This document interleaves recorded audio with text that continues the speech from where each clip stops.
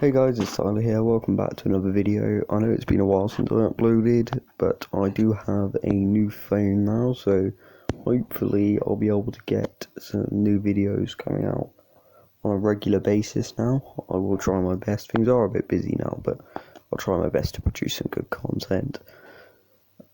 Back to the points. Today I'm here with a quick tutorial video on how to convert your Android device into iOS. So I'm quite into my phones, and I have a lot of debates at school and with mates about which is better, Android or iPhone. I personally, as you can see, prefer Android, and a big argument I have with iOS users is the fact that they prefer the layout of an iPhone. So they find all of this a bit too much and rather just have the normal home screen that comes with iOS, the simple home screen. What I'm trying to show here today is that it can be that simple and it can be just like an iOS. So what we're going to do is just quickly show you how to install and how to apply it and how simple it is to convert your phone into an iOS. So all you want to do is you want to come to your Play Store right here. You want to click the search bar, you want to search iOS launcher, and if you scroll down just a few, you can download all of these, but my personal preference here is OS Launcher 12 for iPhone X. So we're just going to click install, and I'll cut back to when this is installed. Okay, here we go, the app is now on installing. I know you couldn't see how long that was, but that literally was like less than a minute. If you look at the top in the time at the top of the screen, you can see that. So all you want to do is you want to click open.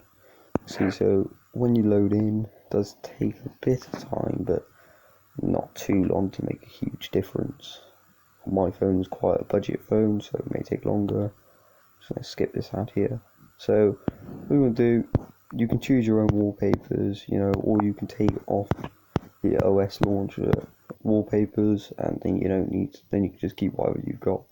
I personally prefer my one, so I'm just going to tick that box, but you can see all the launchers that will come default with an iPhone, and you just click get started, and then you want to allow all the permissions.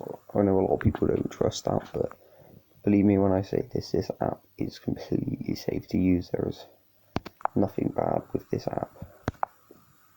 So I'm just going to click it all. Obviously if you choose not to, that's fine. There are plenty of other apps you can download that will have the OS launchers, depending on which one you trust. But you want to allow,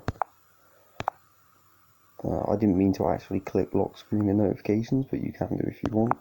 But you want to allow OS 12 launcher, and then go back. And here we go, now it's starting. It will take a little while the first time, just as it initializes into the phone, but after you've done this initial start, it shouldn't take this long again. But as you can already see, it's already showed up. So here we go. Let's get past all this. So you don't have to set it default. I'm not going to, for the sake of this video. But if you want to, if you want to set it as default, you can. I'm not going to for this video though. So sorry if you notice a delay in that video there. I accidentally clicked the pause button. But anyway, so as you can see, it looks like iOS 12. You can see I've got iOS 13 launcher in the top there, and Poco launcher. I'll get onto that later. But it even changes all the icons. So you can see in the top third lot, Play Store is changed to the App Store logo, but it still says Play Store on the bottom. But if you click it, see it loads straight in. But it is generally that similar to iOS that it's actually changed all of the apps, which I think is personally pretty cool. As you can see here, it's asking me what launcher I wanted to use. If you click set as default, it won't do that. It's just because I didn't click set as default, it will ask me what I do. But if you don't want that to show up every time, you can click set as default, and then it will then when you click the home screen, screen, but actually, for the sake of argument, I'll click always. Then you can see, when I click the home button, it just takes me straight back as long as you've got it on. Don't change. But you can see everything is literally the exact same as an iPhone. You can see here, so now that it doesn't swipe up. What that does is when it's there, when you can see that little white box, that's obviously most iPhone users will know you swipe up on there, and then nope, it will usually show that, right? And that's not how it works on here because of the fact. That was just another permission. Because of the fact that obviously you have the default Android notification bar as well. So once that white bar is on the screen, you can swipe down. You can see everything here is functional. I just have auto brightness. I can show you that. You can see everything works just as it should. You know, you've got your volume here. You've got your music. If it wants to, so you do have to set your app on to have music. So now I know.